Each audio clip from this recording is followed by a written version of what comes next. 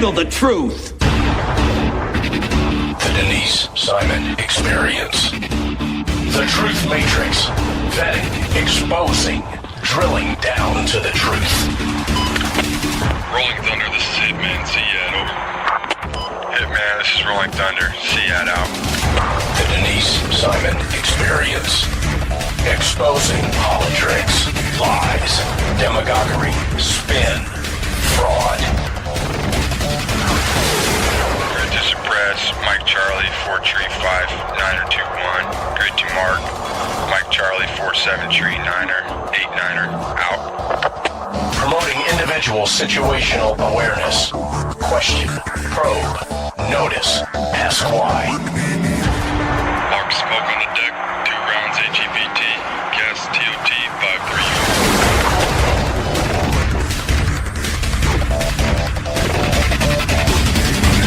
And now, the Denise Simon Experience. Thanks, ladies and gentlemen, for hanging with us here on the Denise Simon Experience. Going to change gears in a big way. I've got the distinct pleasure of having Dr. James Mitchell with us. I've followed his work for quite a long time. But not only was he a CIA contractor when it came to interrogations of what they call high-value detainees, but he authored a book called Enhanced Interrogations, or Enhanced Interrogation, waterboarding, and the one, obviously, that's the biggest one is Khalid Sheikh Mohammed, but Dr. Jim here is actually, I think, interrogated 13 high-value detainees. Is that right, Dr. Jim? Yeah, actually it was closer to 16, but I know I wrote 13 somewhere. So, some of them I did. Some of them here's the parsing. Some of them I questioned but didn't interrogate, and there was a distinction in my mind. So I interrogated at least a dozen or more high-value detainees in the actual interrogation, and then I questioned several others for whom enhanced interrogations weren't used. Fair enough. I like the distinction because it means that you're exact and precise. And so with that setup, I have a lot of regard for how you handle these things. Now, Khalid Sheikh Mohammed is not necessarily known as the mastermind of the 9/11 plot, the event. But he actually has a history that goes back, I would say, back into the middle 1990s, correct? Yeah, he's been around. He's been doing terror kind of activities most of his life. He's the nephew of Ramzi Youssef, who was the first World Trade Center bomber, working with the Blind Sheikh, and he participated in jihadist activities and terrorist activities, virtually his entire adulthood. So, yeah, he has a long history of that. And in fact, at the time that he was the mastermind behind 9/11. The event that killed almost 3,000 innocent people, he had not yet sworn bayat to Al-Qaeda. So he was essentially a freelance operator working for Al-Qaeda without having sworn loyalty yet to Osama bin Laden. What is remarkable, and I think it kind of gets lost in this, Jim, and that is that this cat actually was in the United States for a while because he was educated where? I think at the tech school at the University of North Carolina and studying engineering. Did I get? It wasn't a tech school. He was studying engineering, and he got a degree in engineering, and in fact went off to work as an engineer, as many of these people are. It shouldn't be a surprise to anyone who's followed the issue of terrorism to realize that in senior leadership positions, engineers and physicians are quite common among the terrorist organizations. So it isn't the case that the dregs of the earth are lured into this somehow. Very frequently, the people who are the worst terrorists are the best educated and have the greatest amount of opportunities that they could pursue had they not chosen to be professional terrorists. He also decapitated Daniel Pearl. At least he says he did. Is that accurate? It is accurate that he actually did it, and it is accurate that he says he did it. In fact, Dr. Justin and I were the two people that he initially told about decapitating Daniel Pearl, along with a WMD expert who I can't name. but there was a weapon of mass destruction expert and myself and my interrogation partner questioning him about Al-Qaeda's nuclear capabilities or their efforts to acquire nuclear weapons. And then after that interrogation session, the questioning session was over because it wasn't an interrogation session. He looked a little hesitant and peaked. I describe it in my book in more detail than I'm going to tell you over the radio here. But essentially, he looked a little sleepish, and Dr. Jessen Bruce said, "Hey, what's going on with you?" Because it looked like you wanted to say a couple of things, but you didn't. And he said, "Well," then he told us about decapitating Daniel Pearl. He cut his head off and dismembered him and shoved him down a post hole because the ground was too frozen for him to be able to dig a hole big enough to make a grave. And in the course of doing that, of course, there were people in Washington who were skeptical. So what we had the videotape of the actual beheading, and the FBI did a morphological analysis where they looked at the freckles on his skin and the hairs on his skin and the pores on his skin and compared that to a reenactment that he happily and gleefully participated in and determined once and for all that he had indeed decapitated Daniel Pearl. Swell guy. Jim, in your book, and certainly, the book came after you're completed with this program and your analysis. Obviously, you wrote summaries every day, and then probably did some kind of whole after action report on this. Are you asking me what I did for the agency? No, I was gonna take it a little bit further and just say, how much of the work that you did and what you were able to reveal in these interrogations, enhanced or otherwise, have the officials and the professionals taken your work and used it beneficially? Do you know about that? Well, yeah, I actually think that you shouldn't take my word for it. You should take the CIA's word for it. The CIA put out a pushback document against that one-sided report that the Senate Select Committee on Intelligence, the Democrats, had done. And basically what they said was that what the CIA said was that the work that was done during the enhanced interrogations helped disrupt plots, helped capture terrorists, helped them better understand the enemy, prevented other mass casualties, attacks, and saved lives. Mm-hmm. They said countless lives. And in fact, at one point in that report that they wrote, which was classified at the time, they said that had they not sought out my help and the help of Dr. Jessen, that they felt like they would have been derelict in their duty, given that they had not, ventured down this road and really didn't have any sense of how to get this information from people who were not willing to volunteer it. But I want to mention one thing to kind of clear up something. Obviously, when you work for the CIA, you don't keep a diary. So I didn't keep daily summaries and diaries. And any time that we did an interrogation, especially an enhanced interrogation, it was observed by a large room full of people, mm-hmm. including the world's subject matter expert on whatever it was that we were questioning him about. Okay. Right. And people who wrote separate reports. So the intel reports were written by professional intelligence officers and by targeting officers and analysts who were on scene when the interrogations were taking place.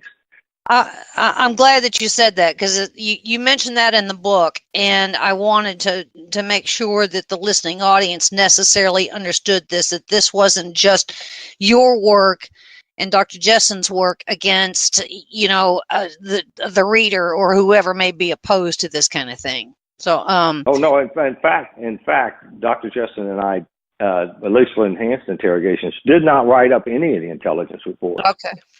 The people who wrote up the intelligence reports and said this is what KSM said were the report writers.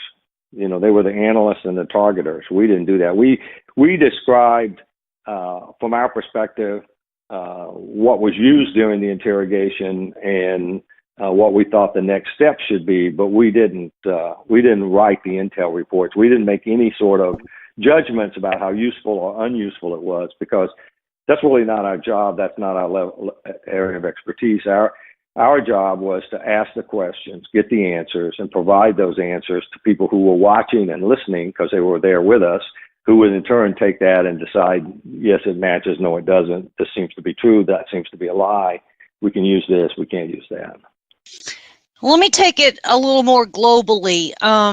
Jim, how many outside the United States experts, in other words, perhaps European experts or Middle Eastern experts, were one, a part of this, if they were at all, and two, what is your estimation on what they have used as a result of your work? Okay, so I don't know how to answer that question because it's let me just say this, that with the other liaison services that worked with us remain classified. Understood. So there's no way for me to answer that question. Okay. And in terms of whether other folks have used the actual raw intelligence or not, well, I mean, whoever we had agreements with, the sheer intelligence had access to whatever intelligence was pushed to them. So I know that the intelligence that came out of that program was used to capture and kill and interrogate other people. I'm just not at liberty to say this liaison service did it or that liaison service did it. Fair enough. And I'm glad that you said it that way too, because we have watched obviously terror attack after terror attack after terror attack that's happened everywhere from, Brussels to, Paris to London and so forth. And so it kind of, we watch these things in horror, the Charlie Hebdo, for instance, and we over here necessarily questioning, surely that those intelligence professionals over there have some tools that they should have been cultivating or exploiting, one being your good work. And I guess, do you even question or scratch your head at what's useful or what has been set aside?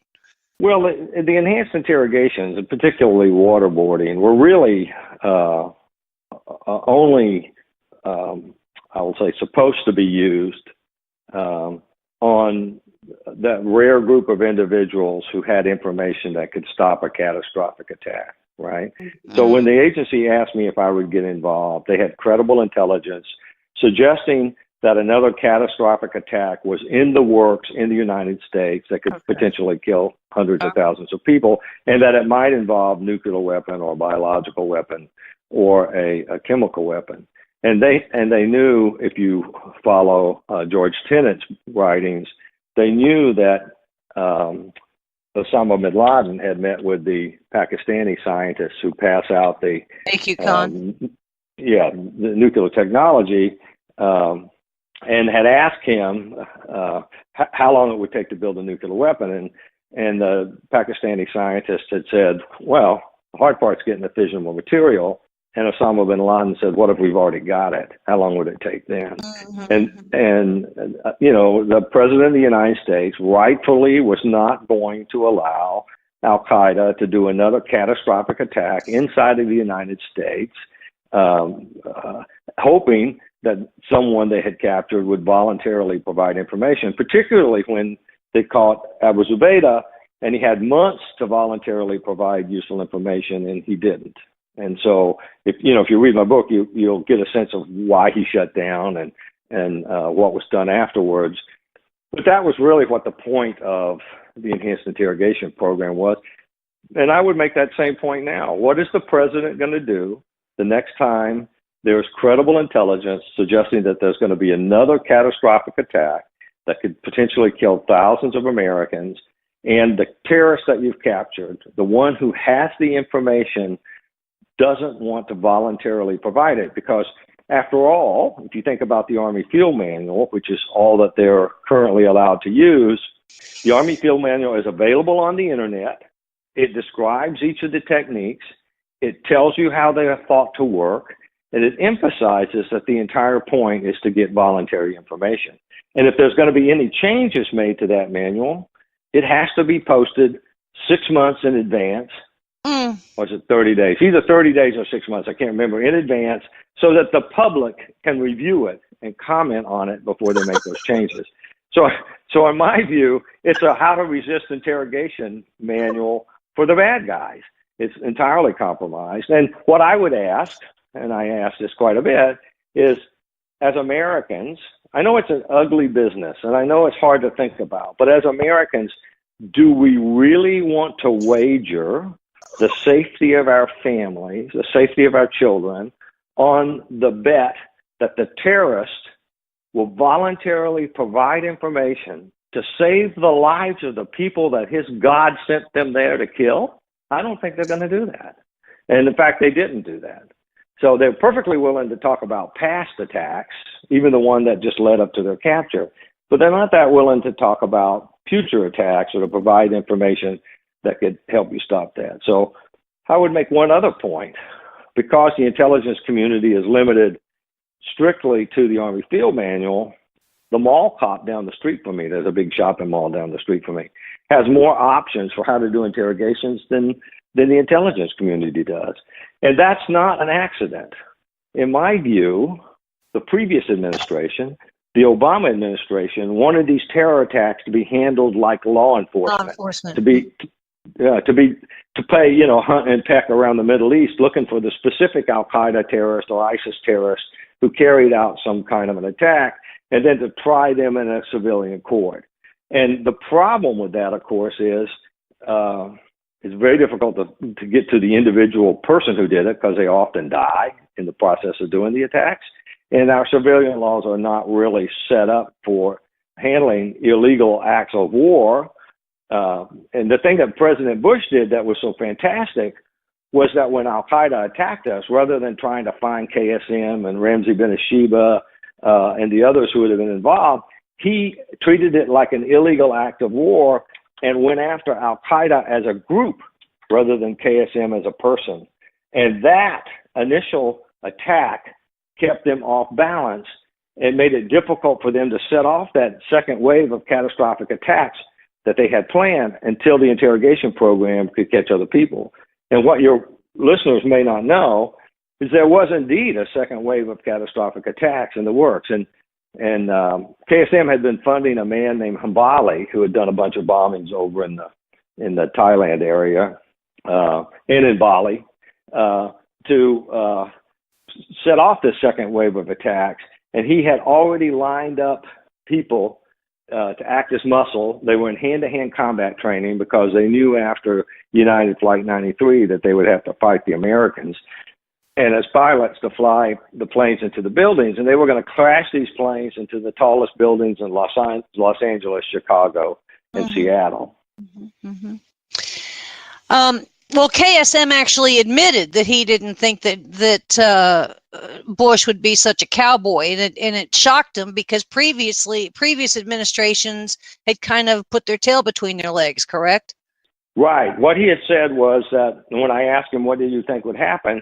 He said, we thought you'd turn tail and run because that's what you do all the time. He said in 1983, the Marine barracks in Beirut were blown up. Reagan pulled troops out. He turned tail and ran. Twice, Al-Qaeda attacked America under Clinton's watch. They blew up two embassies in 19... And the coal. And the coal, two embassies and the coal. And both times, Clinton had turned it over to the FBI, and they fired a couple of rockets or missiles at abandoned training sites, and nothing of substance happened. So he characterized that as them turning tail and running. And he said, so that's what I thought President Bush would do. I thought President Bush would turn tail and run. And then he was amazed when President Bush said he wanted them dead or alive and invaded Afghanistan to get them. And that initial attack, the violence of it, the swiftness of it, is what set them back long enough for the CIA to put together an interrogation program that identified the specific people that needed to be captured. Dr. Jim, you found out an awful lot. You in these interrogations, I mean, you were able to uncover their motives and what's in their mind. And as a consequence, I guess if I go all the way back to World War II, we controlled the messaging against, the Third Reich and communism and so forth.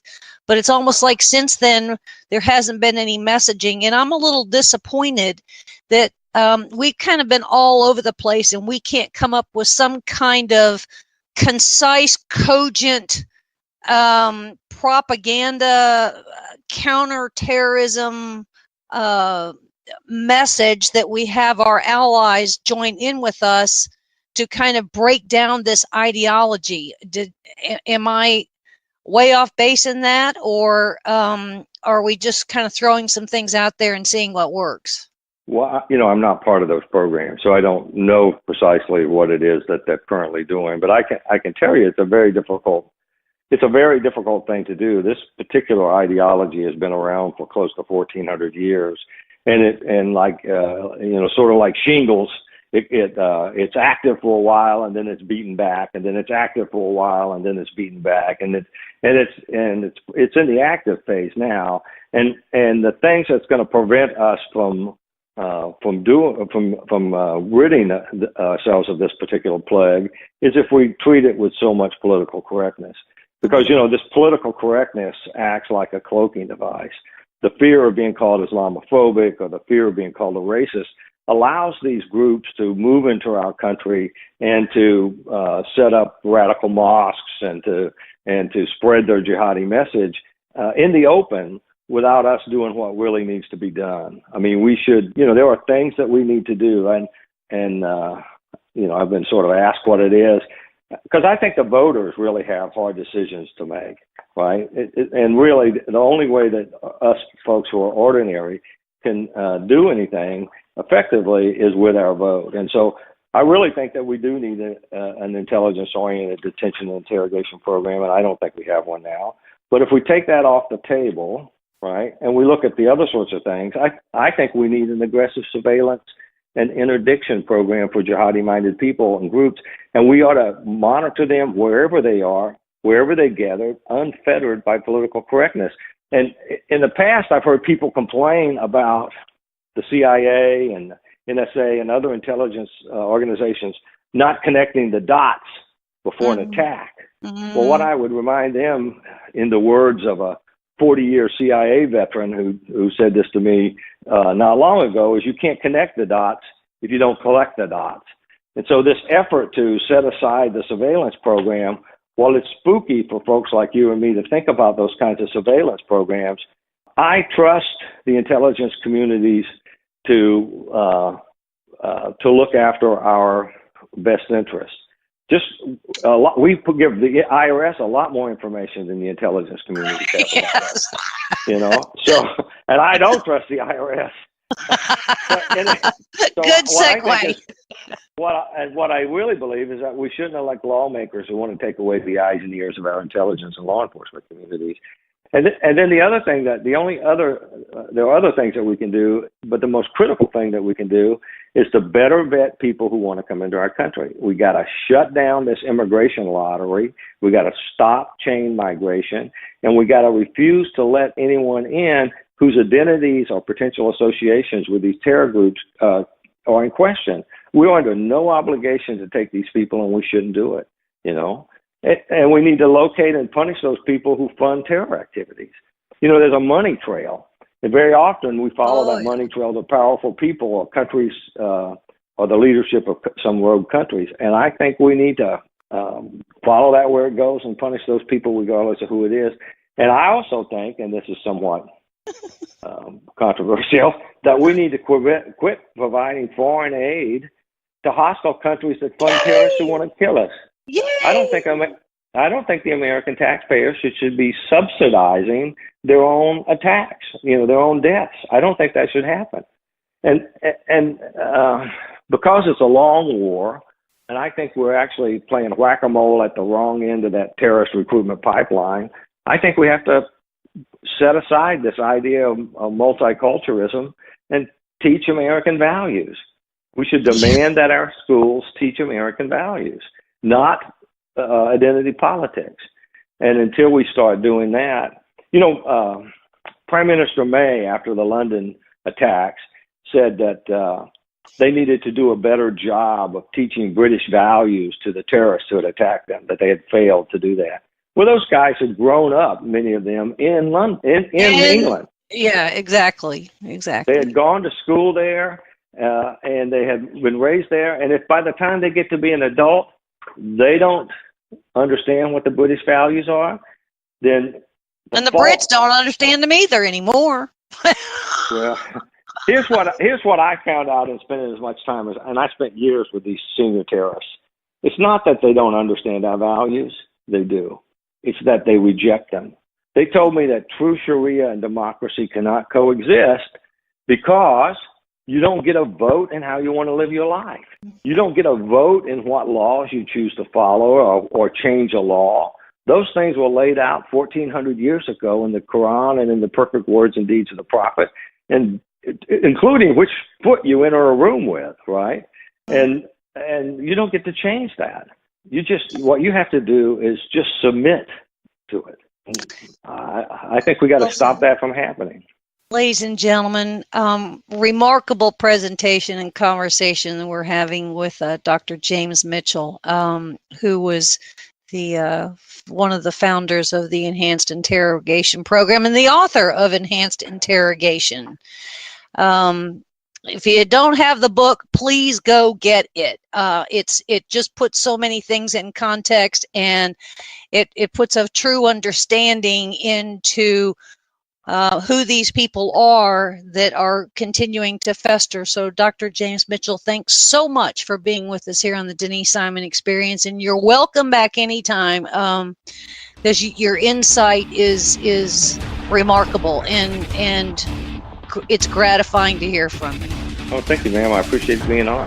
All right, thanks. More coming your way, ladies and gentlemen. Stay with us.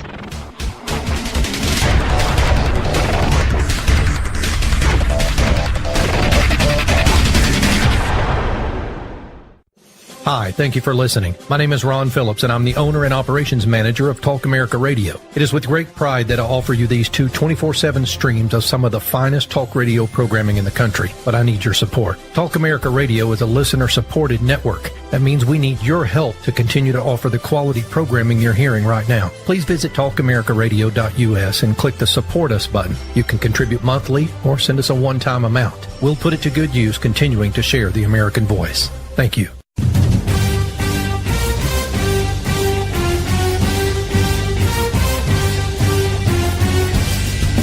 This is Don Newen, co-host of the Drive Time Sit Rep.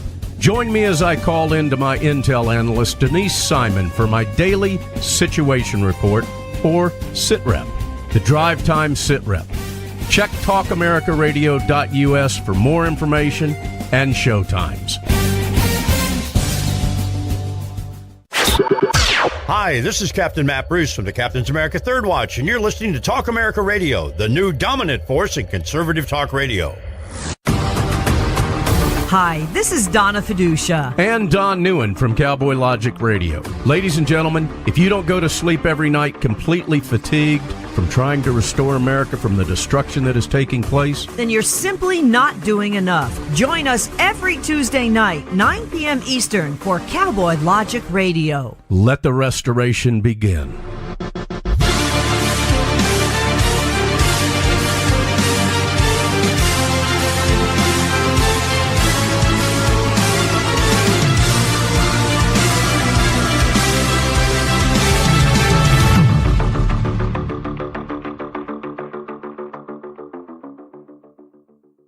You're listening to your local news source, WLBB, News Talk 1330 and FM 106.3. KTA Digital Dallas. Talk America Radio. Simulcasting on WDDQ, Talk 92.1, Adel, Valdosta, Georgia. And WJHC, Talk 107.5, Jasper, Florida.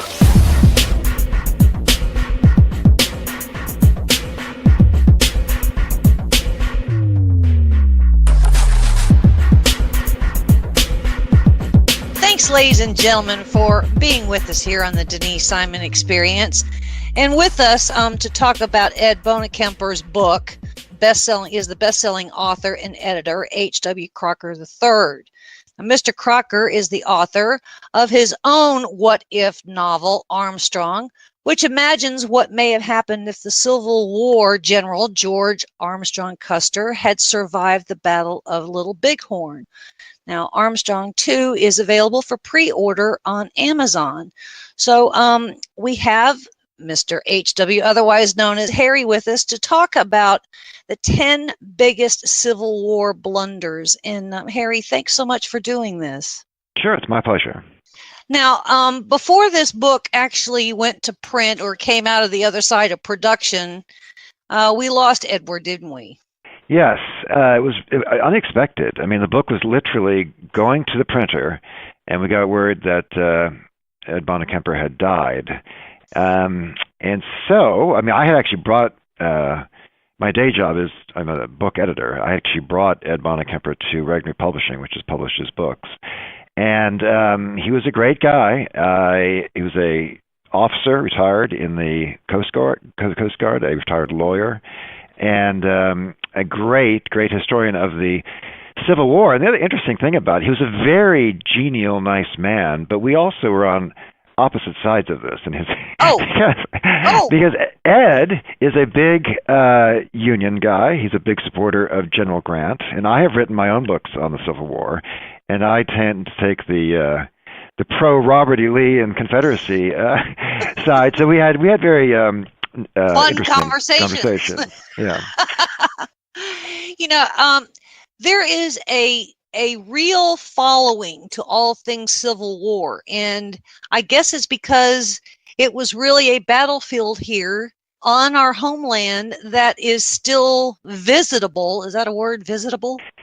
Yeah, I think it's a big part of it. I mean, you can go to Gettysburg, you can go to Chancellorsville, you can go to Manassas, you can go to all these different battlefields all over the eastern part of the United States, and also going towards Missouri and out in Texas even. And it's you can see it, and so many people in this country are descendants of Union or Confederate veterans, and those memories have been passed down and are still, for many people, vivid. I mean, there's a certain tragic drama in this idea of brother against brother, or of noble adversaries who really, in many cases, believe many of the same things, and yet are at sword's point. Whether most famously Robert E. Lee and General Grant.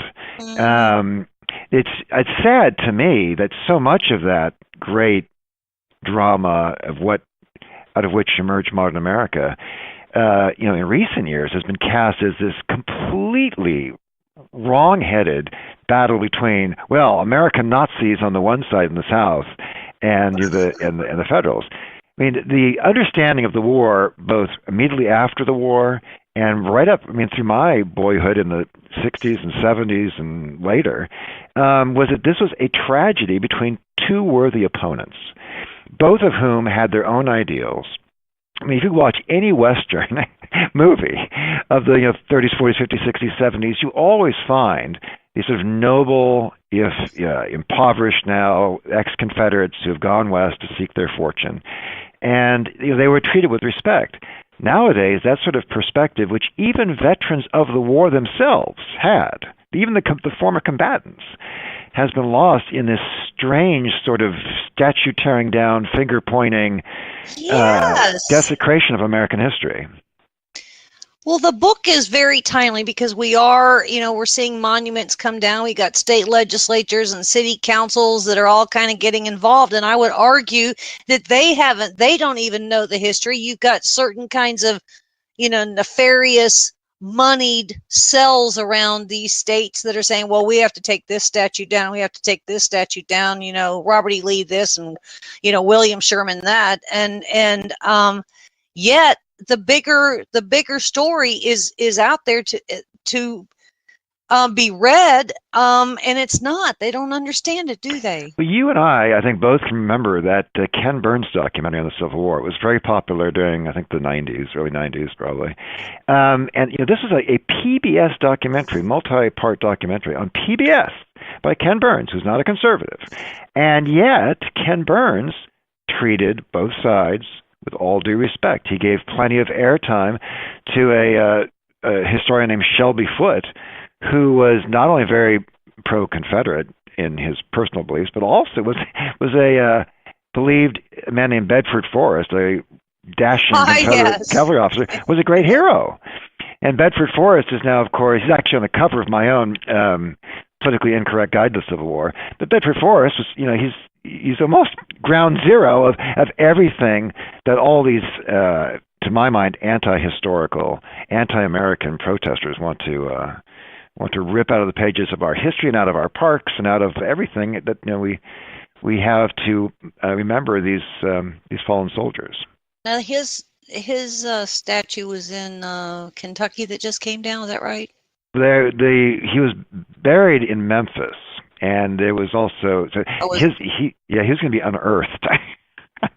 Not just the statues coming down, the bodies being moved potentially. So it's really it really is sort of an extraordinarily sad thing. But I'm just sort of left almost speechless at how this could happen.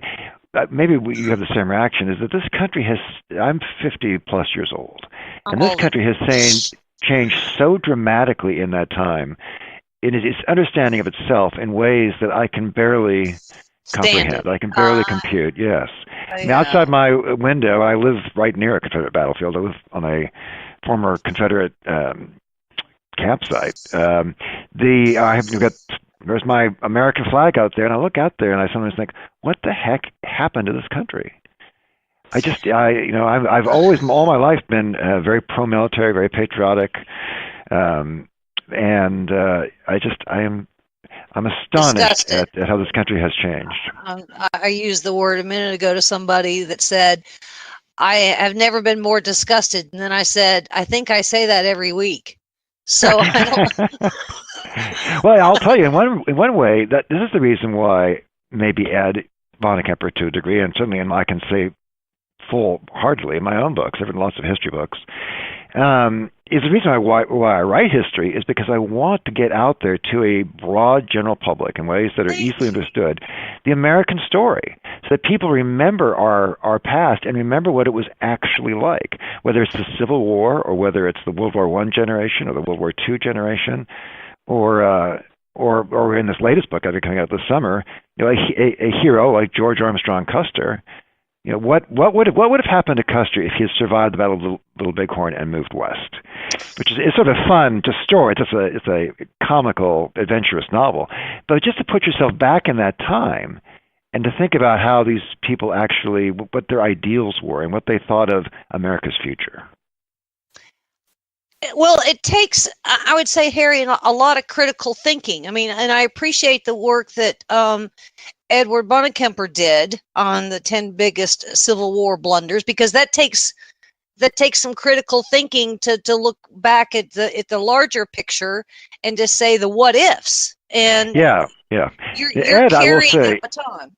Yeah, Ed was very focused. I mean, Ed tried never to get distracted by current political debates in his books.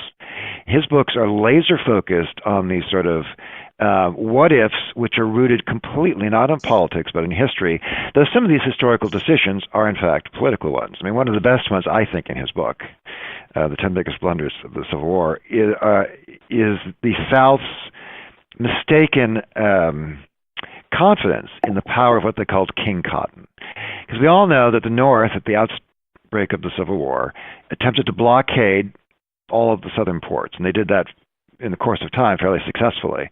But what some people forget, perhaps, is that the South had an opportunity at the beginning of the war to sell tens of millions of dollars worth of cotton to manufacturers in England and France and elsewhere, and they thought that if they withheld this cotton, they actually burned it. They destroyed the cotton of the South because they thought if they destroyed this cotton, it would force these European powers who were so dependent on Southern cotton to intervene either diplomatically and or militarily on their behalf.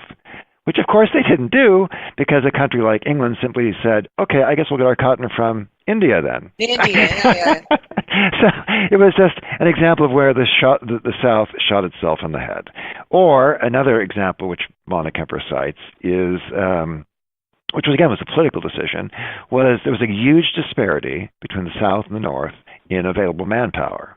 The North was much more populous. So the South could have redressed some of this balance by bringing black slaves into the Confederate Army. Now, it is true that black slaves served with the Army, but they served as they went along with their masters, or they came along as workers and dug ditches and entrenchments. They were not made soldiers in the way that the Union, eventually the federal forces, eventually created black units. Now, the idea of arming slaves to fight for the Confederacy was actually brooded about early on, dismissed. Midway through the war, a relatively famous Confederate general named Patrick Claiborne made a very serious, detailed proposal for doing this. Interesting. That proposal, too, was dismissed. Towards the end of the war, Robert E. Lee made the proposal again in his own way, and that was again dismissed, and then it was only at the very tail end of the war, like a week to go. In desperation, they decided to do this. Now, it is interesting why they didn't do this, because, people will leap to the conclusion, which is founded to a degree, that, well, of course they couldn't arm slaves, because that would have overturned the whole social design of the South.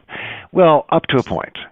But there was also this factor, and we know this actually from the memoirs of some Confederate officers, is that, remember that the percentage of people owning slaves in the South was actually very, very, very small. You had to be quite wealthy, for the most part, to own slaves, or slaves in any number. So these Southern landed gentlemen had this ideal of chivalry, which incorporated military service. So they were quite proud themselves to go into the Confederate Army or to bring their sons into the Confederate Army. But the slaves were considered too valuable because that's where a lot of their wealth was actually in these slaves. So that when, for instance, when they tried to break Union embargoes by sending out cotton, they did not want slaves guarding those boats because they didn't want them to get hurt. Because it'd be damaging their property. So they were much more willing to let them sell. This is the weird thing. If you were a Confederate plantation owner, you were much happier charging into fire yourself and seeing your son charge into fire with you than you would ever have been sending any slaves you owned into combat. Fascinating. Yeah. So it's things like that we don't even think about. Another thing that Ed Bonekemper talks about is why the Union didn't take Mobile in Alabama sooner than they did. Because Grant, among others, was saying, if we take Mobile, we can cut the Confederacy, and it's curtains for them in quick order, in short order. They didn't do that not because it wasn't a good idea, but because Lincoln was worried about French intervention in Mexico. Yes, so he wanted to have troops, instead of diverting troops to go take Mobile, he diverted troops into Louisiana and Texas as sort of a demonstration to keep the French out of the United States. And that, I think, is I think very few people remember that aspect of I don't. Of the war. Yeah. I should also say he covers some things which are more broadly known, more broadly debated, like, for instance, Gettysburg, whether Lee had a chance to win at Gettysburg, which I think he did, and things like that. But one thing that Bonekemper likes to he reversed this. And most people, Ed wrote a book called Grant, a Victor, Not a Butcher. And that is his take on General Grant. General Grant is often derided as someone who won through sheer force of numbers and was very loose with spilling the blood of his own soldiers to achieve objectives. He argues that if you look at the grand total of his Civil War experience, that was not the case. And the man who was much freer with his soldiers' blood was Robert E. Lee, who was hyper-aggressive. Now, if you look at the numbers, you could make that point. But I think it's to miss Lee's strategic objectives, which was Lee understood two things. I should also say Bonekemper dismisses Lee as saying he was very Virginia-centric because he was Virginian, which is true, but he had a reason to be Virginia-centric, and he had a reason to be hyper-aggressive, which is that Lee fully understood that the South, being the smaller party in this war, both economically and through population, could not sustain a long war. The only path of victory for the South was a quick war, a fast war that could be won. Do this. There was no intention, of course, to conquer the North, but what he could do is drive in the North, as at Antietam or at Gettysburg, try to attempt these shocking victories that would so upset Northern opinion, saying, why the heck are we fighting our own people? Yeah, let's just let these guys go and maybe they'll come back later. That's what he wanted to achieve. So he was super aggressive, and he was for that point. And for most of the war, for most of the signature battles of Robert E. Lee, it worked to his credit. He as famously sent Union general flying after Union general flying, from McClellan to Hooker to you name, or Pope, you name him, he beat him. But that's why, because he knew that, and Lee, I should say, was also prescient about this. Lee, famously, in a letter to his wife, like 10 years before the war, acknowledged that slavery was a moral evil. And he wrote this in the context of saying that he thought that most educated people believed it to be so. The question was how you got rid of it.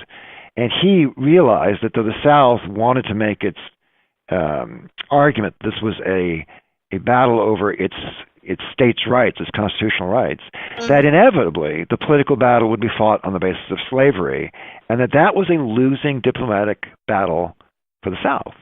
So that, I thought, was is a very prescient thing. And if you put your mind back in his day and think, well, back then they all were racist or whatever. Well, no, let's put some context in this. The reason why Robert E. Lee fought for the Confederacy was very simple, and I think extremely honorable, and what any person today we would want to do it. Lee was a career soldier. Right? Lee had served this country, went to West Point. He was a superintendent at West Point. He fought in the Mexican War. He fought Indians.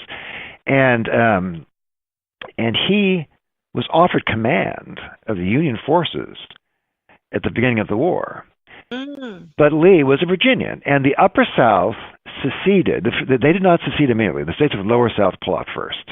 The states of the Upper South, Virginia, North Carolina, Tennessee, so forth, they pull out after Lincoln says we're going to raise troops in the South to put down this rebellion. And Lee said, look, I've served this flag all my life, and I deprecate secession. I want no other country, no other flag. But I cannot consent, I'm paraphrasing here, but this is more or less what he says, but I cannot consent to raise my sword against my family, my friends, and my fellow state, my fellow Virginians. And save in defense of Virginia, I will raise my sword against none. And he put it in those terms. How many of us think that sort of they've overarching choice? Yeah, this overarching. I mean, this is a human choice. Robert E. Lee was a landed Virginia gentleman. His family had been in Virginia forever. His father had served as a general under George Washington. They were friends. And he had deep American roots. I mean, he was rooted in this country, but he also had deep Virginian roots, and he wasn't about to go and turn his sword against his own people. That just seemed to him wrong. It is. Yeah, I mean, the argument could be reduced to this. I mean, and this was Lee's point too. We have a huge political division here in this country. Do we settle this political division by moral suasion, by normal by consent, or do we do it by force? And his argument was, no, you cannot do it by force. This is actually a point that goes throughout Lee's entire life. He was very opposed to forcing people to do things, even though he was a general. After the war, he became a university president, and even though he wanted all his graduates from what is now Washington Lee University, was then Washington College, he wanted all of his graduates, his number one goal was that they should graduate as good Christian gentlemen. But on the other hand, he abolished compulsory chapel because he believed that a conscience that it does not have free will is no conscience at all. And he wanted people to make the right decisions on their own. That's how he thought you strengthen character. And likewise, he thought that if the people of the South don't want to be part of this union, you should not, and this is, again, I'm paraphrasing him almost directly, he said, a union that can be held together only by swords and bayonets has no charm for me. He wanted a union of freely consenting states. Fascinating little snippets here. Harry, I mean, these are significant little, as Donald Rumsfeld would call, snowflakes that really need to get some traction, don't you think? I mean, I'm seeing that these ought to be some headlines in some newspapers across the country. Yeah. Well, I mean, Ed and I have been doing our best. I mean, because Ed wrote, I probably wrote half a dozen books in Civil War from a Union perspective. I wrote a book called Robert E. Lee on Leadership, all about Lee, and a book called The Politically Incorrect Guide to Civil War, which makes a lot of these points. And then, of course, I also did a book called Don't Tread on Me, which is a history of all of America's wars, going back to the Indian Wars before independence even, up to the present day, which covers the Civil War at fairly good length as well. But yeah, I think a lot of it, I mean, people have just forgotten history. Well, not only I would say in the last generation, the millennial generation, if you will, haven't been taught any of this. Yeah, and I think that's actually by design because there's an old line: "He who controls the past controls the future." Yeah. And if you can control what people, especially young people, think about the past, if you can make them think, "Oh, let's forget everything pre, say, Obama," because that was all a litany of racism, sexism, and all these horrible things that we're finally pulling ourselves out of. Well, then you've removed a huge amount of context. You've removed everything that makes you a fully functioning adult who understands your place in the history of the world. And that sort of person is much more easily manipulated. That sort of person is much more easily made susceptible to PC. We got a bunch of these peacekeeper types now that don't want any kind of war and don't want any kind of conflict, yet they're the first ones to, go punch somebody or go loot something and destroy a town because of, some other alternate, and that's there's a reason for that. They don't have an argument. I mean, they don't have an argument. And moreover, providing this information, providing this context, providing this background, providing this nuance even, is something they cannot tolerate. Exactly. Because if America did have a series of military heroes, if its past is actually an admirable thing, if men like Grant and Lee and Andrew Jackson and George Washington, if these were admirable men, a lot of their whole argument starts falling apart. I've been speaking with on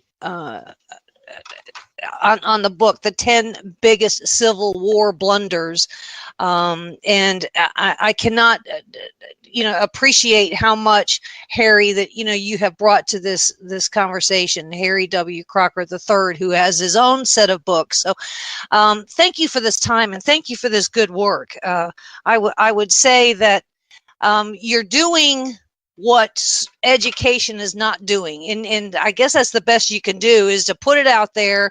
It's there for the reading, it's there for the learning, and thanks for your time. And I would say this is a public service. Thank you so much. All right, come back again soon. We're coming your way, ladies and gentlemen. Stay with us.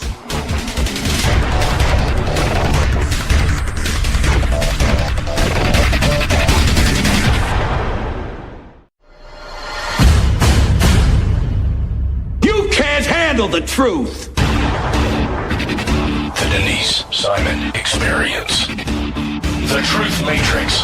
Vetting, exposing, drilling down to the truth. Rolling Thunder, this is Hitman. See ya. Over. Hitman, this is Rolling Thunder. See ya out. The Denise Simon Experience. Exposing politics, lies, demagoguery, spin, fraud. Suppress, Mike Charlie, 4 Tree 5, 9er 2-1, grid to Mark, Mike Charlie, 4-7 Tree 9er, 8-9er, out. Promoting individual situational awareness. Question, probe, notice, ask why.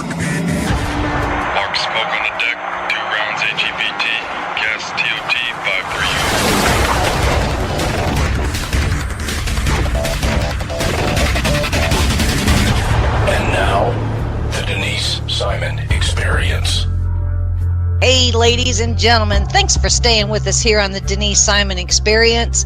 Got the distinct pleasure of having Tommy Binion with us. Now, Tommy is the Director of Congressional and Executive Branch Relations at the Heritage Foundation, and he got tapped on the shoulder to appear here with us on the Denise Simon Experience because we want to talk about Donald Trump and the State of the Union, the work that needs to be done, and necessarily, I don't think we realize how bad a shape the United States was really in all conditions. I mean, there we go from the sublime to the ridiculous. So Tommy and I are going to have that little chat and share it with all of you. So Tommy, thanks for being with us on the Denise Simon Experience. I'm happy to be here. Thanks for having me. You know, one of the things that we are told is that there's going to be some scolding. Trump is going to include a little bit of scolding in his speech on bipartisanship or the lack thereof. We're going forward. We're just not going to see any bipartisanship. We might get one or two rogue people in Congress, but for the most part, the rest of his term, he's going to have to struggle with some of that, isn't he? I think that's correct. It is an election year. Every decision made by leaders in both parties this year is going to be made through that lens. How does this affect us in the election? You know, I watch Congress all day long, and so I feel like I know the congressional Democrats well enough to say that there will be no bipartisanship, and that's because what it would take to do bipartisanship would be bad for this country. You know, President Trump proposed last week, and I don't like this idea that he's put out there, but he put out an immigration framework that was meant to get Democrats on board. It had amnesty for 1.8 million people. And you know what the Democrats said in response? They said that amnesty proposal, that immigration framework that he had released was based on white supremacy. It's lunacy. The way that the Democrats want this president to behave and reject everything he does. They have clearly set out to have a policy of resistance. So I don't think we're going to get any bipartisanship. Another way to say that is the parties are just too far apart. They're really in the Venn diagram when you've got the two circles there's supposed to be some space that occupy both circles. That just doesn't exist at the moment in Washington. Tommy, I'm going to go out on a limb here, but I think the indications and the symptoms and the clues are there that I think that the progressive left has only just begun to dug in their heels. We are as polarized as a country, I think, that we probably were in the Civil War. And I believe getting closer to the midterms, and especially leading into 2020, we haven't seen anything yet, have we? No, I don't think so. I have hope, though, in that, you know, Hillary Clinton tried this in 2016. She had no message. Her message was, I hate Donald Trump. She tried that and failed.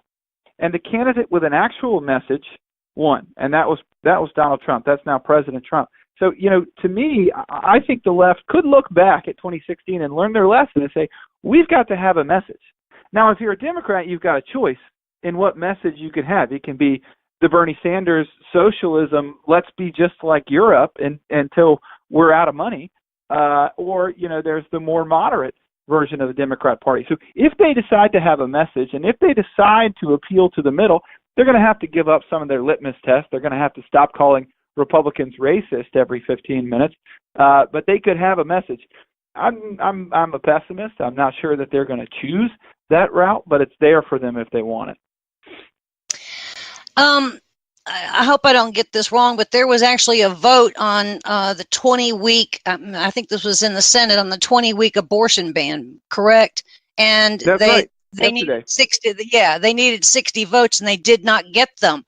Now, as a consequence, I'm a hardliner, and I would say that this is a chance for the RNC and, you know, the envoys, if you will, the conservative Republican envoys need to be crafting some real messages here that says there's not a lot now based on the fact that you couldn't get 60 votes on the 20-week abortion ban, because I think it had to do with, when a child feels pain, and that's up for debate anyway, but or a fetus. But there's nothing that's there. It's separating the Democrats from the entire policy of China, correct? Yeah, well, and there's nothing there separating. The truth is that the law of our country and China, we have a very permissive abortion law in this country, and the Democrats are fighting tooth and nail to keep it that way. That is their litmus test. If we can have the same abortion laws as China, then you can be a Democrat. Congratulations. The 20-week ban is it's a heartbreaking bill to study, because the truth is that these abortions after 20 weeks they're gruesome. If we were doing prenatal surgery on a baby that was that age, they would get anesthesia. They would be put to sleep before any prenatal surgery, and yet what we do to them in an abortion procedure is heartbreaking. And we even lost 2 Republicans on that vote. It was Susan Collins and Lisa Murkowski voted against that bill. So that is the proper next step for the pro-life laws in this country. But the Senate didn't have 60 votes on it, and so it's not going to advance. It did pass the House last year, and there are other pro-life bills that may be able to advance in the Senate, like the Born Alive bill. There's a bill to protect a baby that would survive an abortion that should get a vote in the Senate. We're hoping to see that soon, but I haven't seen it yet. The Republicans are not very good counterfighters, are they? Their strategy leaves something to be desired. And so my gut tells me that the pillars of what's included in Trump's State of the Union isn't going to be such that he calls some of these people, or, well, I shouldn't say people, because he probably shouldn't be using specific names, but he can talk around them and say, isn't it shameful that this is going on, or this is happening and we're not getting this? I mean, what are we up to? 20 or 30 people that are actually on the Democrat side that are actually boycotting attendance? Yeah, who cares?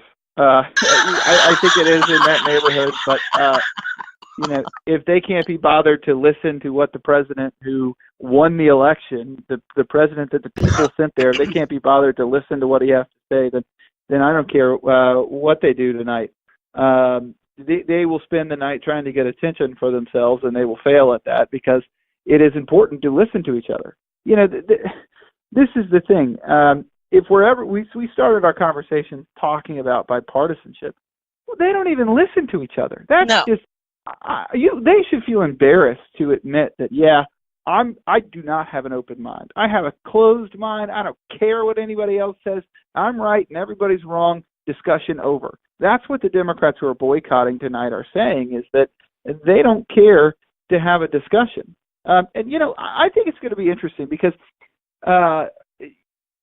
in President Trump's inaugural, I love that speech. And one of the reasons I love that is, looking back on that, it was really jarring, because here we have a person surrounded by the essence of establishment Washington. Everybody who's ever been anybody in the swamp was seated somewhere in a place of honor on those steps. And he is just giving it straight to him.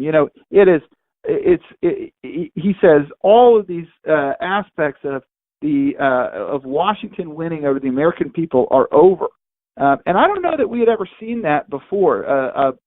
A president take on the establishment forces in Washington with them sitting on either side of him. And that's sort of what we're going to get tonight, right? He's going to be in the belly of the beast. He's going to be on the House floor. All these people are going to be surrounding him. And I don't have any trouble imagining this president mincing his or not mincing his words tonight. I think he's going to say exactly what's on his mind. He always finds a way to point out hypocrisy in others in a way that everybody assumed was out of bounds until he utters it. So we'll see what he says tonight. I'm looking forward to it. Tommy, how bad have we actually measured, or have like the Heritage Foundation or other, non-government agencies and maybe even government agencies really measured what the true state of the union was at the end of the Obama administration, such that we knew going forward into a Trump administration all the things that really needed to be fixed, not necessarily in a priority order, but some of the things that could have been easy to do. I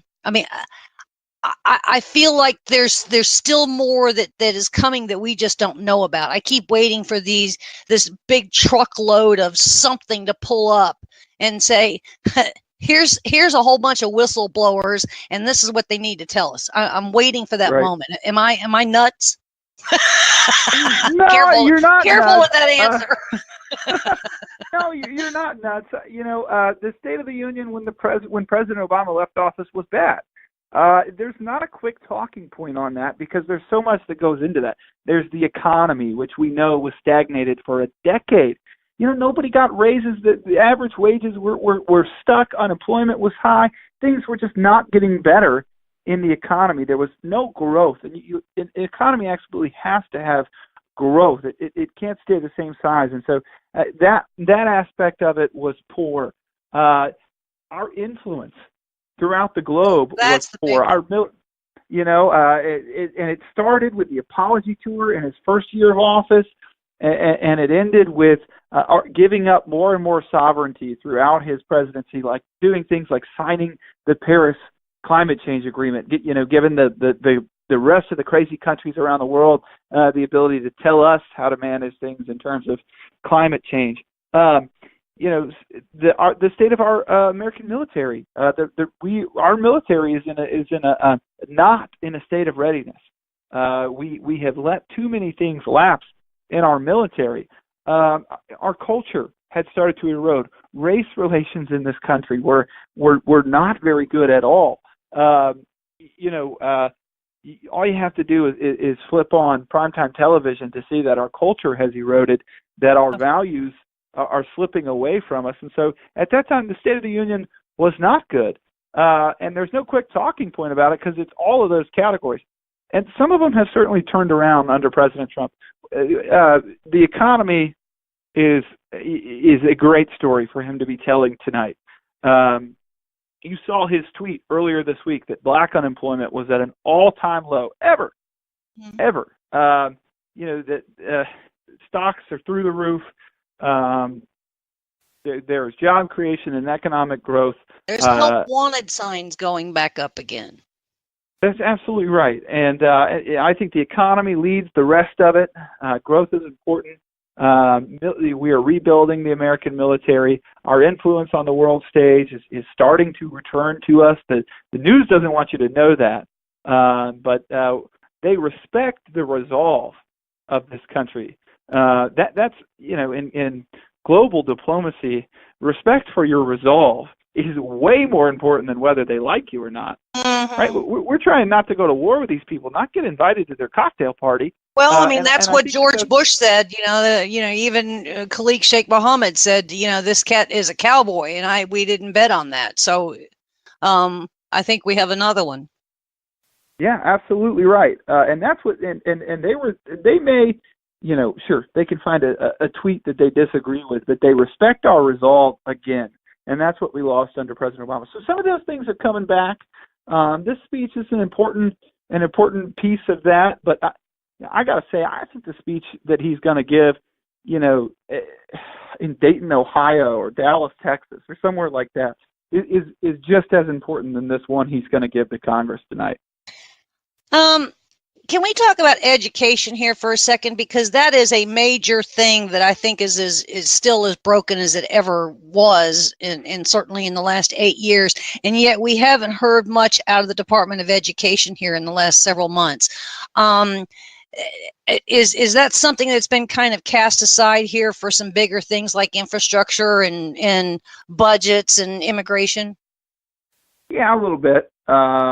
Washington operates on these 5-year authorization cycles, and the Department of Education, especially elementary and secondary education, K through 12 programs were reauthorized at the very end of the Obama administration. So, the truth is the silver bullet on education policy is giving states back the power. So I doubt we're going to see any major devolution efforts out of this Department of Education, but barring that, silence is okay, right? When you get a press release from the Department of Education under Obama, they've got a new regulation that's taken back more power. So if you don't get a press release from the Department of Education now, at least it's better than that. At the end of Trump's term, can we repeal Obamacare in full? Okay, good answer. Listen, I just don't. I am optimistic about it. I believe it has to happen. I believe it's a mandate from the American people, but I have got no faith in Republican senators. After the display we saw play out when we were trying to repeal Obamacare, there's 51 people or 52 people in the Senate that promised to repeal Obamacare, and there were only 46 votes for it. Yeah, so I wouldn't have sighed and hesitated if it were up to me, but that's a decision that relies on some people that I don't have very much faith in. I have another one. We're seeing that we've got some Republican Congress members that are retiring. Darrell Issa and Goodlatte, and I think we're up to close to a dozen, are we not? I think it's a dozen chairmen. There are more than that are retiring. Where are we with that? Looking forward, I mean, I go back, circle back to the Democrats are digging in their heels here. I'm a little frustrated with what is happening in some of these that are just dropping out. I'm real concerned. Should I be? Yeah, absolutely. Incumbents have the advantage in elections. So anytime you can have an incumbent running, all you care about is R's versus D's, red versus blues. How many numbers do we have? How many numbers they have? You want the incumbents running again. And so, if Darrell Issa is going to retire, then it's an open seat. You've got a fresh face running against a Democrat, and it's a much more level playing field. And if you had Darrell Issa running against a Democrat, he has a better chance than a new Republican. On the other hand, some of these retirements are driven by something entirely different. And I'm thinking about Senator Bob Corker, who would have lost a primary. And that, that's a very, very different thing. There will be a Republican senator from Tennessee.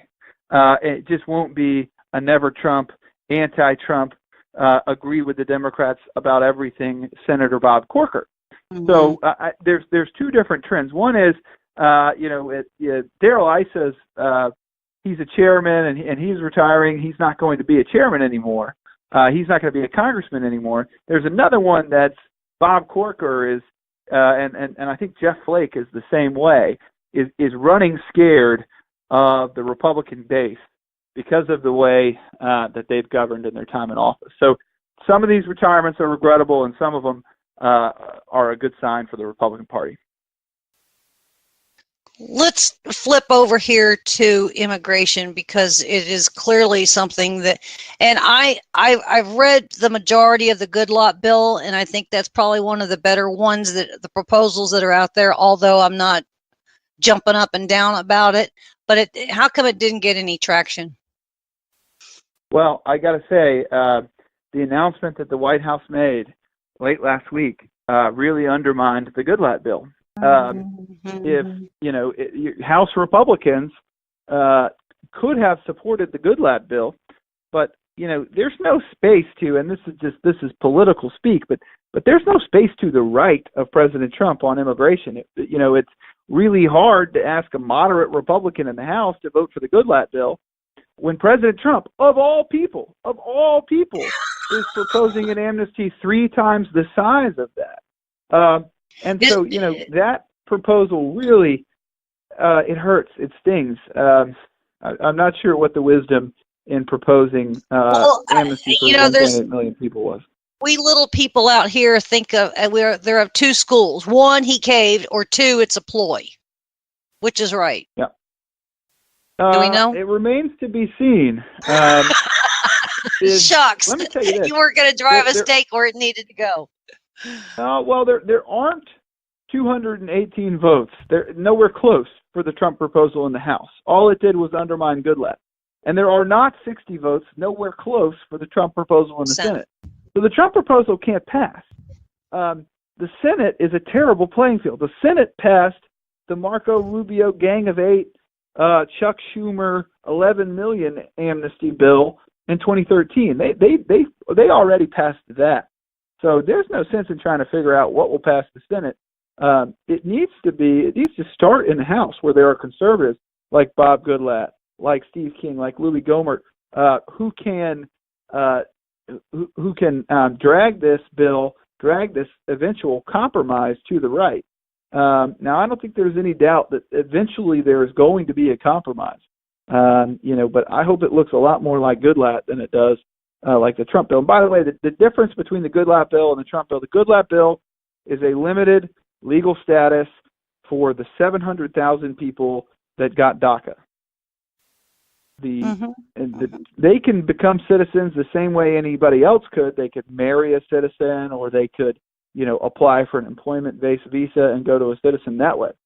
The President Trump's proposal is amnesty for 3 times that amount, 3 congressional districts worth of people, 1.8 million people, and it's a special path to citizenship. So all those 1.8 million people get access to citizenship just by the virtue of the fact that they were here illegally, just by the virtue of the fact that they fall into this category.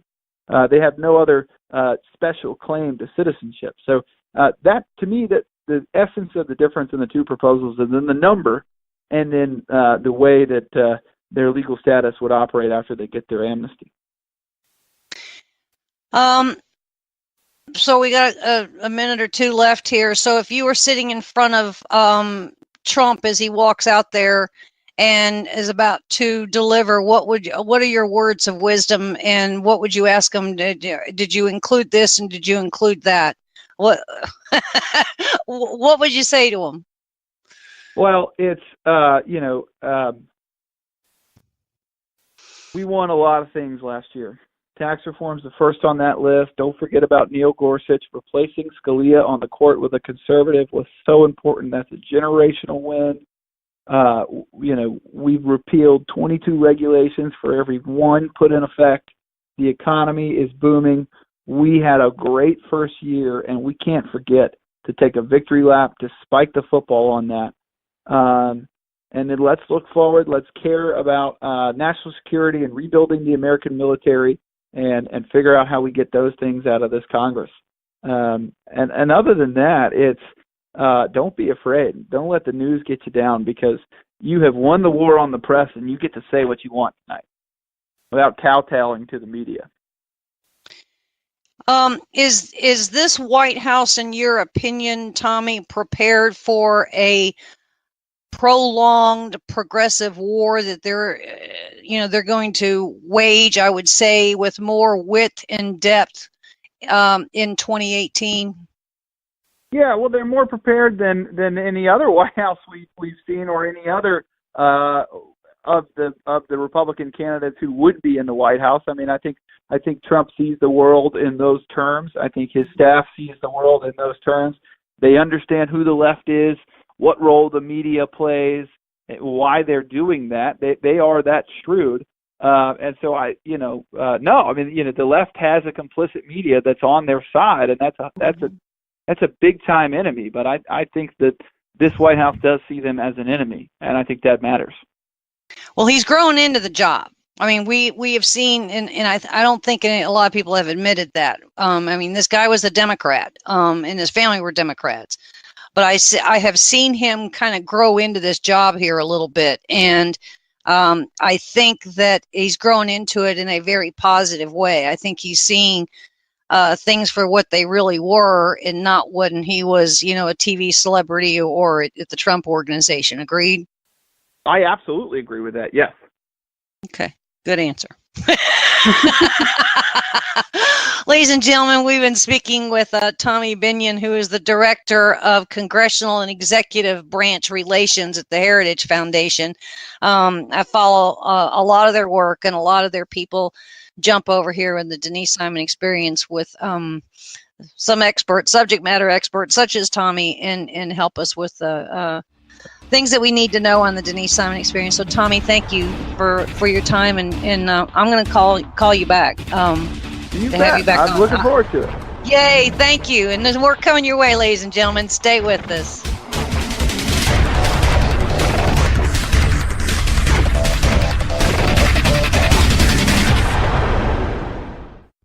Hi, thank you for listening. My name is Ron Phillips, and I'm the owner and operations manager of Talk America Radio. It is with great pride that I offer you these two 24/7 streams of some of the finest talk radio programming in the country, but I need your support. Talk America Radio is a listener-supported network. That means we need your help to continue to offer the quality programming you're hearing right now. Please visit talkamericaradio.us and click the Support Us button. You can contribute monthly or send us a one-time amount. We'll put it to good use continuing to share the American voice. Thank you.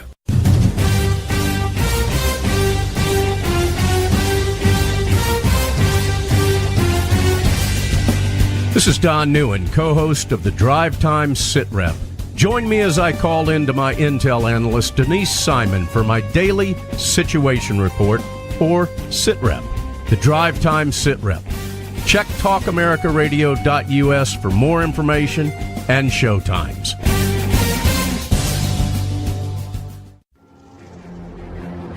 Let me talk to you, black people. When you vote for blacks and put them in office under the banner of the Democrat Party, please explain to me what black people get as a result.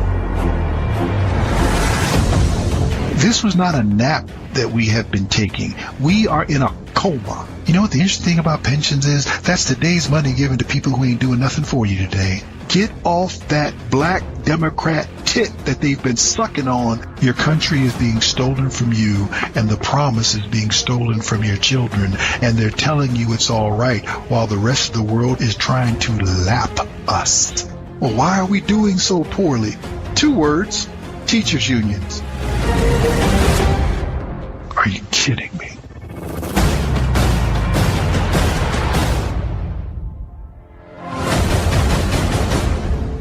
Black Man Thinking, Monday nights, 9 p.m. You're listening to your local news source, WLBB, News Talk 1330 and FM 106.3. KTA Digital Dallas. Talk America Radio. Simulcasting on WDDQ, Talk 92.1, Adel, Valdosta, Georgia, and WJHC, Talk 107.5, Jasper, Florida.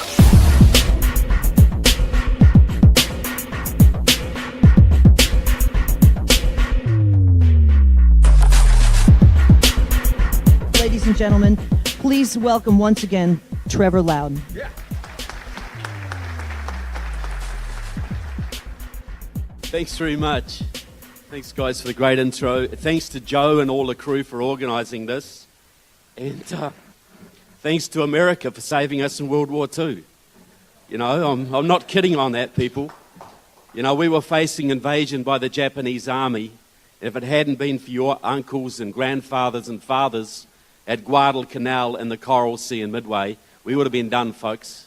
We really would have. And there's a gentleman there laughing because he told me a story about a long-lost relative that was fathered by his father in Australia. And so he may not want me to tell that, but that's the way it is.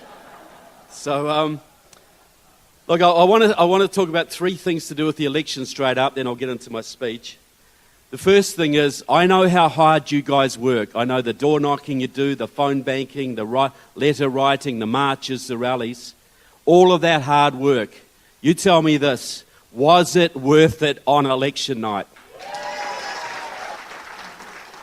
Would you do it all over again to get the same result, people? The second thing is this. Remember about 2 o'clock in the morning on election night, and they panned round the Democratic Party headquarters. Well, the Germans have a phrase, a word, it's Schadenfreude. It means taking pleasure in the pain of others. And it's not a very noble thing, is it? But did you feel a little bit of schadenfreude? And do you think you deserved it after 8 years of Obama trashing your country? Well, you hold on to that pleasure, people, because you can have it again. The third thing I'd like to say is this. I think that election, does anybody believe there may have been a touch of the miraculous about that election? I think even the most atheists would agree with that, right? But, if you look back in was it a complete saving of this country, or was it a reprieve? See, if you look back in the Old Testament, there are a lot of second chances in the Old Testament. The Israelites, if you've wandered off the farm, you're not doing the right thing, get back on track. And sometimes they did, and sometimes they didn't. And if they didn't, there were always consequences. Well, we are on our second chance, people. We were given one more shot to save this country because there were enough righteous, good people left to make the right decision. People, we got to work to use this opportunity, because if we blow this, are we going to get another shot? So we got to use it. Now, I want to talk a little bit about now what I think the Democrat plan is for winning in 2020 and how we can counter it. Now, have you ever seen as much vitriol and hatred directed at a sitting president as at this one? Even close? Bush, Reagan? Not even close, right? It doesn't matter what he does. It doesn't matter what his wife does, his relatives do. There is contempt and hatred and vitriol poured on them from every quarter. Now, why is this? I think part of it's very simple. The Democrats, they believed their own propaganda. They knew they were going to win. They were so excited. They could feel it and touch it. And on election night, they turned into a bunch of kids who thought they're going to get the biggest bike you've ever seen for Christmas, and they got a pair of socks. And they are bitter and angry. But I think it's even more than that. That's part of human nature. But see, this is what I think it is. If you're a Democrat, you own certain segments of the population, right? You own the black community. You own the Latinos. You own the gays. You own the Native Americans. You own the white union guys in Pennsylvania and Ohio. You own them. They're your base. That's what gets you elected. And when Donald Trump went to those white union guys in Pennsylvania and said, I don't see a lot of industry here, guys. I see a lot of closed down factories. Is this what the Democrats have done for you? And they said, hell yeah. And they wanted the industries back. They wanted America great again, and they changed their voting patterns of a lifetime.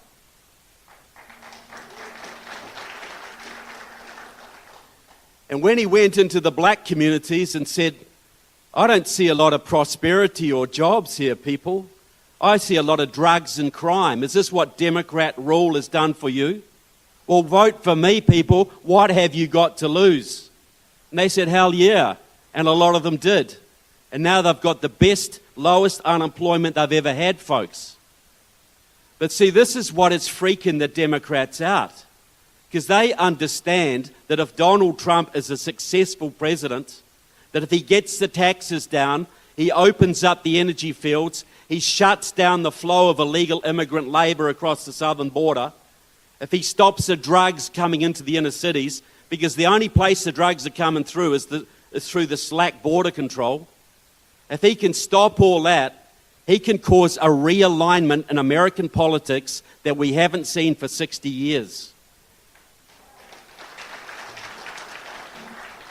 If he can bring prosperity back to the Rust Belt and bring hope and prosperity into the inner cities, he can cause a collapse of the Democratic Party vote like you've never seen before. And that is why they are freaking, folks. That's why they're absolutely desperate. Because they understand that if this president is successful, they're out of power maybe for decades. Do you understand why they're so desperate? No rat is worse than a cornered one, people. And that's where they are now. And they are fighting back. Some of the Vietnam veterans here might remember the famous Tet Offensive of '68, when the communists were completely defeated, where it was virtually a matter of just finishing it off. And they mounted a major attack on military bases all across the South. Just suicidal attacks on bases everywhere. And they were slaughtered. It was a military defeat. But it turned the tide of public opinion in America. Because Americans thought we had this one. Look at what they're doing. Are we wasting our time here? Well, that's what the Democrats and the left are doing now, folks. This is their Tet Offensive. This is their last desperate stand, and they're throwing everything they can at us. Do we crumble or do we hold the line, people? That's what we got to do, folks, because we got to call their bluff and they will collapse. Now, I want to talk about their plan now. Who remembers the old Rainbow Coalition of the 1980s? Jesse Jackson, the great scamster. Okay? His brilliant idea was this. You get the progressive whites, you get the progressive blacks, you get the progressive Latinos, the progressive Asian Americans. They put the gays in there as the lavender. You get the Asians, so you got white, brown, black, yellow, red for the Native Americans. And this is their terminology, not mine. The Rainbow Coalition. You get this big progressive coalition together, and that got them 7 million votes in 1988. Not enough, but still a respectable showing. Well, there's a man out of San Francisco, I think the most dangerous man in America right now. There's a man called Stephen Phillips. He wrote a book called Brown is the New White. Look it up online. It's endorsed by Nancy Pelosi and Barack Obama. And his argument is very simple. There are 26% of the electorate in America today are white progressives. They will vote Democrat if Adolf Hitler was on the ticket. They wouldn't care. 25% of the electorate are progressives of color. Black, Latino, Native American, Muslims, etc. 25 plus 26 is 51%. The new American majority. Now, Steve Phillips worked for a whole year in the Rainbow Coalition. He was the West Coast coordinator. He was also a member of an organization called the League of Revolutionary Struggle, a Maoist group. He was very active at Stanford University. And you saw Gordon Chang here speak yesterday, right? Well, he's the good Gordon Chang, but there was a bad Gordon Chang called Gordon H. Chang, who was the leader of this communist group. And he's still around, and he led this communist group, pro-Chinese. But in 1990, they all went into the Rainbow Coalition. They were the backbone of the Rainbow Coalition. In 1990, they dissolved that group and they all went into the Democratic Party. Now, at Stanford University, there was a young football player who was very close to Steve Phillips, who was part of their group. You might have heard of him. He's called Cory Booker, senator from New Jersey. There was also a young woman who was part of this radical group as well. You might have heard of her sister. She's called Kamala Harris, senator from California. Steve Phillips is out there now. He married into the very wealthy Sandler family from San Francisco, multi-billionaire Democrat donors. Steve Phillips serves on the board of the Center for American Progress, very well connected to the Democratic Party. He was the first man to fund Barack Obama. He set up a group called Power Pack. And they are funding candidates of color all around the country. They funded Booker, they funded Kamala Harris, Mazie Hirono, the senator from Hawaii, Tulsi Gabbard, the congresswoman from Hawaii. They're funding the governor's races right now in Florida behind Andrew Gillum, a Marxist, behind Stacey Abrams in Georgia, and behind Ben Jealous, who's standing for the governorship of Maryland, plus a whole bunch of other candidates. So what they are doing is they're pouring millions of dollars and thousands of organizers into North Carolina, Florida, Texas, Arizona, and Georgia. Because all of those states are swing states, and all of them have very large Latino and black populations who don't vote. And they are putting huge amount of resources into voter registration drives and get out the vote efforts. Now, you've seen it happen before because this Marxist group He's working with Freedom Road Socialist Organisation, which are the people behind Black Lives Matter. They've got a group in Virginia called New Virginia Majority. They signed up they got the felons the voting rights in Virginia. They worked with the Democrats, and they also signed up at least 300,000 black, Latino, and Muslim voters in that state. That's how they flipped Virginia, people.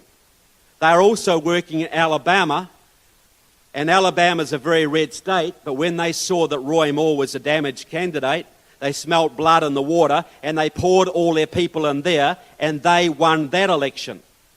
So what I'm saying is this. There's a two-part strategy. The first is destroy Donald Trump. Absolutely destroy Donald Trump, stop him getting anything done, stall him, impeach him, denigrate him, divide his support base, vilify his support base. Have they been doing that? And the second part of the strategy is when that is done, they're going to resurrect the Rainbow Coalition strategy of the 1980s, and they're going to run Kamala Harris and Cory Booker, possibly Deval Patrick, maybe one or two others in the mix, and they're going to run them at the top of the ticket in 2020 to energize the black, Latino, Asian American progressive vote. They're not going back to the middle, people. They are going full-on, hardcore progressive, running a Rainbow Coalition strategy. And you can put money on it that Cory Booker and Kamala Harris, barring accidents, will be on that ticket. Here's my bet to you. Does any of that sound plausible, folks? Any of it sound crazy or way out? So the strategy is very simple. You destroy Trump, you run Cory Booker, Kamala Harris, you energize the black vote, you win with 51, 52, 53% of the vote. All they have to do is flip Georgia or Florida. And remember, Florida's now got 150,000 Puerto Ricans moving into the state. You think they're going to vote Republican, folks? Donald Trump won that state by 120,000 votes. There's now 150,000 new Democrats in there right now. So do you see what we're up against, people? Do you see that where there's no room for complacency? And I'll put they gave a good shout out to my book. Thank you, Don.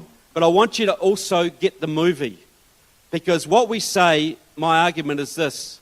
The Democrats are no longer the party of Harry Truman or JFK. The Democrat Party is now a communist party.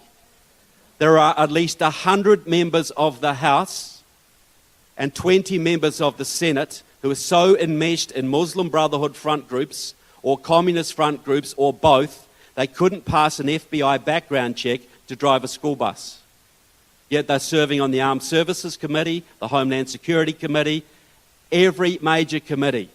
And one of the worst is a man called Dick Durbin, the man behind the DREAM Act, people. And I've just published an article on my blog, trevorlouden.com, to show that Dick Durbin has been working for 10 years with a radical group that supported North Korea to develop that DREAM Act and promote it. It's called NARCOSEC. They were pro-North Korean. They switched their emphasis to promoting illegal immigration and amnesty, and they are the people that gave you the DREAM Act and are the people pushing right now for DACA, a pro-North Korean group, and your second-ranking Democrat senator is working with those people while North Korea threatens this country with nuclear attack. How deep is the treason, people? So this is what we're faced with. This is our choice. I heard the other day a lady say, well, we've got President Trump, we don't need the Tea Parties anymore. Well, do you think George Washington won the revolution all by himself, folks? You know, Donald Trump is under attack from every direction. From Hollywood, from the media, from the Rhino Republicans, from the deep state, from the communist movement, from Black Lives Matter, from North Korea. Do you not think he needs a little bit of help? And you are the people that put him there, folks, and you have got to be that army. You've got to be that army, because we need it.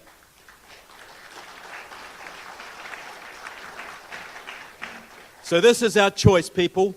We can all sit back and have a well-deserved holiday, and God knows you all deserve it. You can sit back and have a holiday and watch the whole thing come tumbling down in 2020. you can see President Kamala Harris legalize 12 to 40 million illegal immigrants who will all vote 80% Democrat, and you can kiss your country goodbye, and you can shamefully tell your grandchildren how you lost their country for them. Or you can give it everything you've got, people, with this God-given opportunity to take this country back.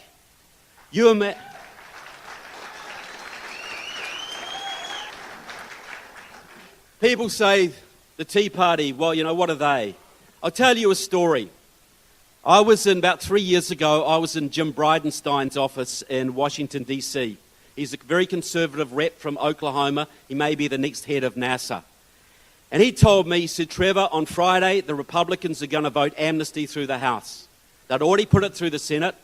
And I said, are they crazy? Do they know what it's going to do, that it's going to destroy the party? He said, yeah, well, they don't really think about that. They get a lot of money from the Chamber of Commerce, and the Chamber wants cheap labour, so they're going to do it. They've got the numbers. And I said, seriously, they're going to do this? He said, yep, we can't stop it. That Thursday, I believe it was, about 200 Tea Party volunteers, on less than that, with a budget of $200,000, went up in a special election against a man called Eric Cantor from Virginia, the Speaker of the House, people.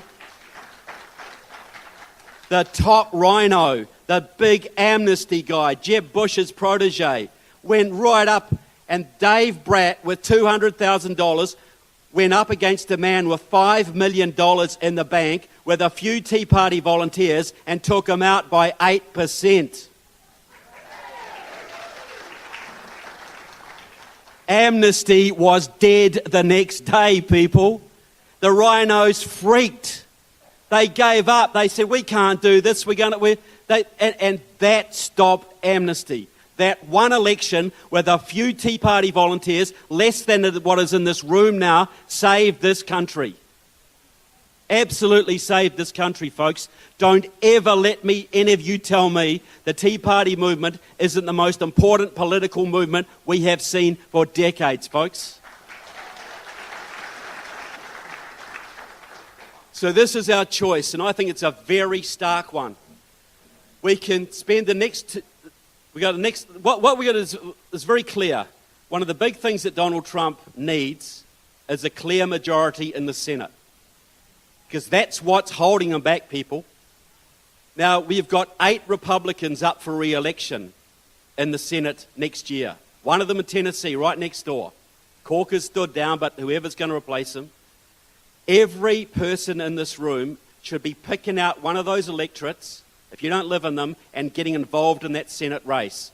First, to make sure that the most conservative possible candidate wins on the Republican side, and then to make sure they get elected. Now, you imagine if Donald Trump had 4 or 5 more Ted Cruz's and Tom Cottons to help him, rather than a whole bunch of Lindsey Grahams and Lisa Murkowski's. Wouldn't that make a difference? Isn't that the most productive thing you could do with your time up until the next election? I'll tell you, do you know which state probably contributed more than any other state to Trump's victory? You won't believe this. California. Because California had 30,000 volunteers who were phone banking into Florida, into Pennsylvania, and into Ohio. You tell me they didn't make a difference, folks.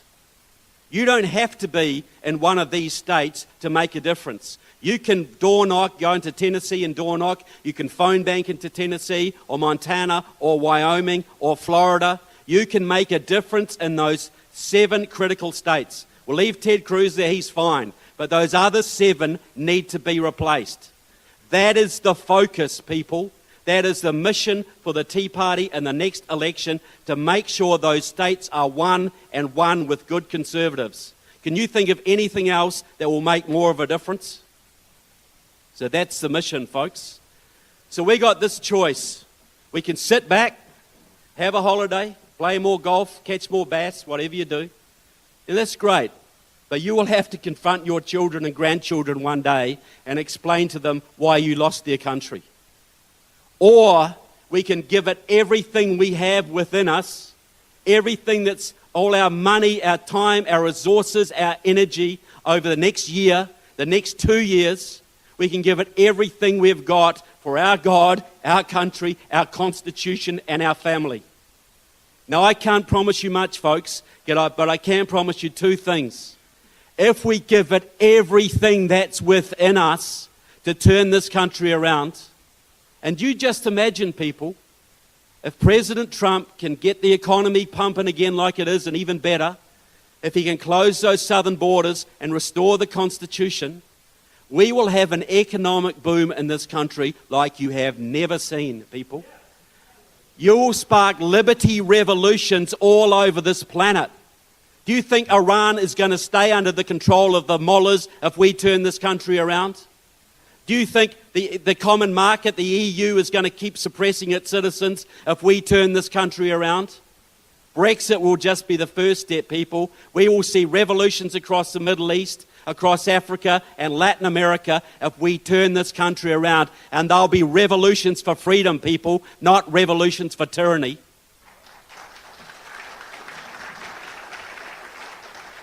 So this is our choice. We can do nothing and we can let the light go out, and it will go out everywhere, people. There's nowhere to run. Or we can give it everything we've got, as I said, for our God, our country, our Constitution, and our families. And if we do that, two things may happen. The first is we may give it everything we've got and we still may come up short. But at least you will earn the right to look your children in the eye and say, I did everything I possibly could. What is that worth to you, folks? And if you win, and you can win, because that last election proved to me that God is not finished with this country yet.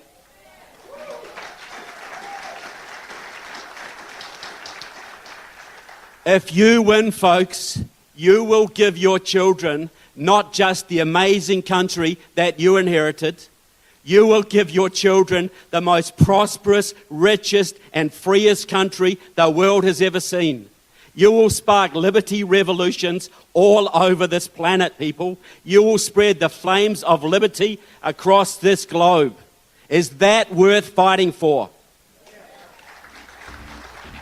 So I want to say to you folks, thank you so much for what you do for America, for my country, and for liberty.